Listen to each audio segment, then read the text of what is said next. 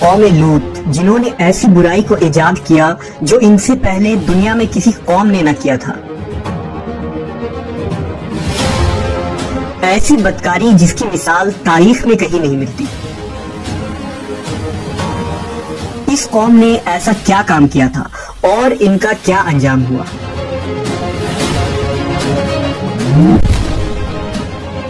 حضرت لوط علیہ السلام اللہ کے ایک برگزیدہ نبی تھے۔ آپ کے والد کا نام ہاران تھا جو تاریخ کے بیٹے تھے۔ آپ کی پیدائش عراق کے قدیم شہر ار میں ہوئی تھی۔ اس شہر میں ابراہیم علیہ السلام کا مسکن تھا۔ دراصل لوط علیہ السلام کے والد ہاران حضرت ابراہیم کے سگے بھائی تھے، یعنی حضرت لوط علیہ السلام حضرت ابراہیم کے بھتیجے تھے۔ چونکہ حضرت لوط علیہ السلام کے والد ان کے بچپن میں ہی انتقال کر چکے تھے، لہذا حضرت لوط کو حضرت ابراہیم نے بیٹا بنا کر پالا تھا۔ آپ حضرت ابراہیم پر سب سے پہلے ایمان لانے والوں میں شامل ہیں۔ آپ حضرت ابراہیم کے زمانے میں اہل سدوم کی رہنمائی کے لیے نبوت کے منصب پر فائز ہوئے۔ حضرت لوط کے بہت سارے معجزات ہیں۔ آپ جس وقت بارش کے لیے دعا کرتے تھے تو آسمان بادلوں سے بھر جاتا اور خوب بارش ہوتی تھی۔ حضرت لوط جس پتھر پر سر رکھ کر سوتے، اس پتھر پر آپ کے سر مبارک کا نشان بن جاتا تھا۔ سدوم وہ علاقہ تھا جہاں لوط علیہ السلام مبعوث فرمائے گئے۔ سدوم کے آس پاس 5 نہایت ہی خوبصورت شہر آباد تھے، جن میں سے ہر ایک کی آبادی 1 لاکھ نفوس سے زیادہ ہی تھی۔ یہ علاقے نہایت ہی سرسبز و شاداب اور قدرت کی فیاضی کا حسین شاہکار تھا۔ یہاں باغات کی کثرت تھی، لہلہاتی کھیتیاں یہاں کی ضروریات سے کہیں زیادہ تھی۔ اردن، شام اور اسرائیل کے درمیان بسا ہوا یہ علاقہ نہایت ہی زرخیز تھا۔ وہاں طرح طرح کے اناج، پھل، میوے بکثرت پیدا ہوتے تھے، اور یہی وجہ تھی کہ آس پاس کے بستیوں کے لوگ بھی اپنی معاشی اور غذائی ضرورت کے لیے ان بستیوں کی طرف آتے تھے۔ مگر یہ بات اہل سدوم کے لوگوں کو بالکل بھی پسند نہ تھی۔ ان کے خیال میں ان کی بستیوں میں پیدا ہونے والے پھلوں، اناجوں اور سبزیوں پر صرف ان کا ہی حق تھا۔ وہ نہیں چاہتے تھے کہ دوسری بستیوں کے لوگ ان کے علاقے میں آئیں۔ ایک دن سدوم کے لوگ اس بات پر غور و فکر کر رہے تھے کہ باہر سے آنے والے لوگوں کو یہاں آنے سے آخر کیسے روکا جائے، کہ ابلیس ایک بزرگ کی شکل میں ان کے محفل میں آیا اور کہا، اگر تم ان سے پیچھا چھڑانا چاہتے ہو تو میرے کہنے پر عمل کرو۔ اس اجنبی بزرگ کی بات لوگوں نے بہت توجہ سے سنی۔ ابلیس نے کہا، میں کل بتاؤں گا۔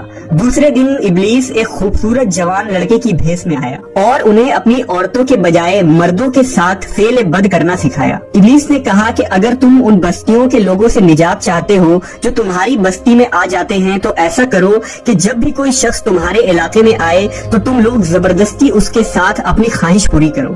اس طرح یہ لوگ اس بستی میں آنا چھوڑ دیں گے۔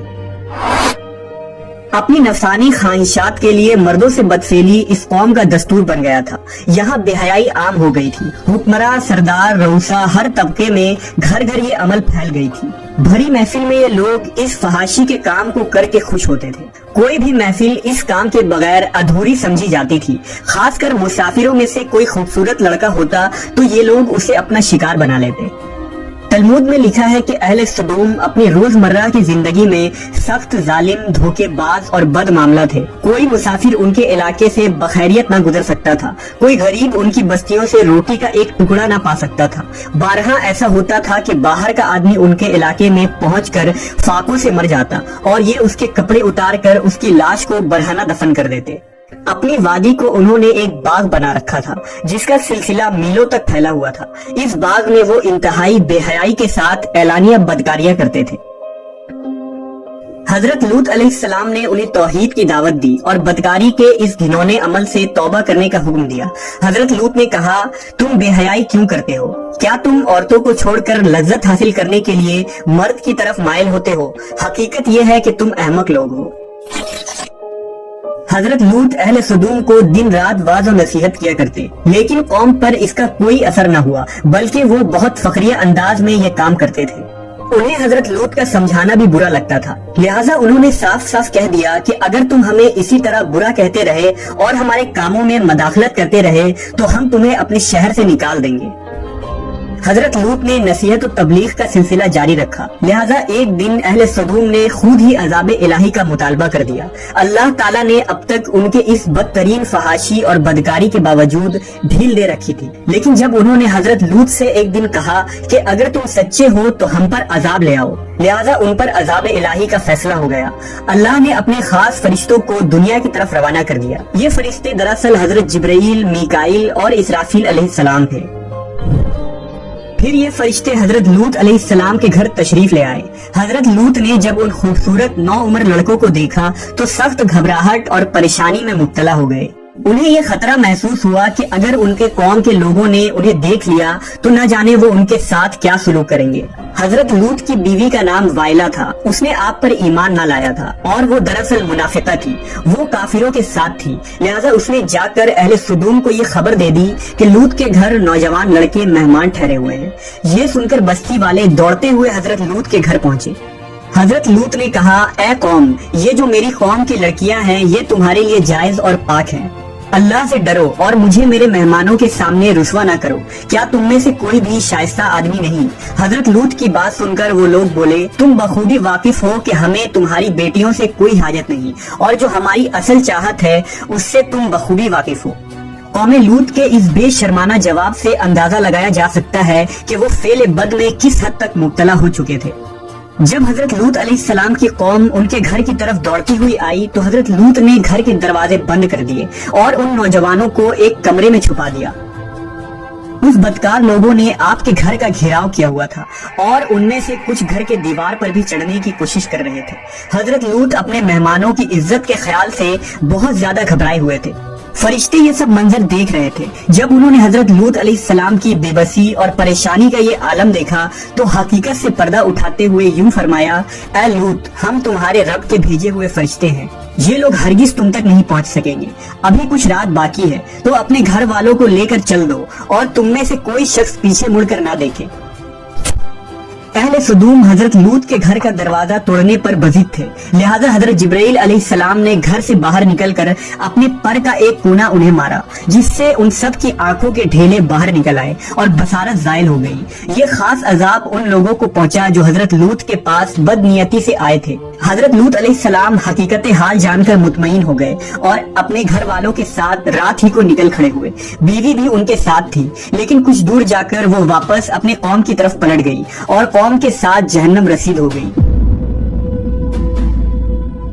صبح کا آغاز ہوا تو اللہ کے حکم سے حضرت جبرائیل نے بستی کو اپنے پر سے اکھاڑ دیا اور پھر اپنے بازو پر رکھ کر آسمان پر چڑھ گئے، یہاں تک کہ آسمان والوں نے بستی کے کتے کے بھونکنے اور مرغوں کے بولنے کی آوازیں سنی۔ پھر اس بستی کو زمین پر دے مارا، جس کے بعد ان پر پتھروں کی بارش ہوئی۔ ہر پتھر پر مرنے والوں کا نام لکھا ہوا تھا۔ جب یہ پتھر ان کو لگتے تو سر پاش پاش ہو جاتے۔ صبح سویرے شروع ہونے والا یہ عذاب اشراق تک پوری بستی کو نیست و نابود کر چکا تھا۔ قوم لوط کی ان خوبصورت بستیوں کو اللہ نے ایک انتہائی بدبودار اور سیاہ جھیل میں تبدیل کر دیا، جس کے پانی سے رہتی دنیا تک کوئی فائدہ نہیں اٹھایا جا سکتا۔ سمندر کے اس خاص حصے میں کوئی جاندار، مچھلی، میڈک وغیرہ زندہ نہیں رہ سکتے، اس لیے اسے ڈیڈ سی یعنی بحر مردار کہا جاتا ہے، جو اسرائیل اور اردن کے درمیان واقع ہے۔ ماہرین آثار نے 10 سالوں کی تحقیق و جستجو کے بعد اس تباہ شدہ شہر کو دریافت کیا تھا۔ تحقیقات سے پتہ چلا تھا کہ اس شہر میں زندگی بالکل ختم ہو چکی ہے۔ اس شہر کے راستے اور کھنڈرات کو دیکھ کر آرکیولوجسٹ نے یہ اندازہ لگایا کہ جب یہ شہر تباہ ہوا تو اس وقت لوگ روزمرہ کے معمولات کے کاموں میں مشغول تھے اور یہاں زندگی اچانک ختم ہو گئی تھی۔ اہل سدوم جنہیں پتھر بنا دیا گیا تھا، ان کے بت ابھی تک بحر مردار کے پاس موجود ہیں، جو تا قیامت لوگوں کے لیے ایک عبرت ہے۔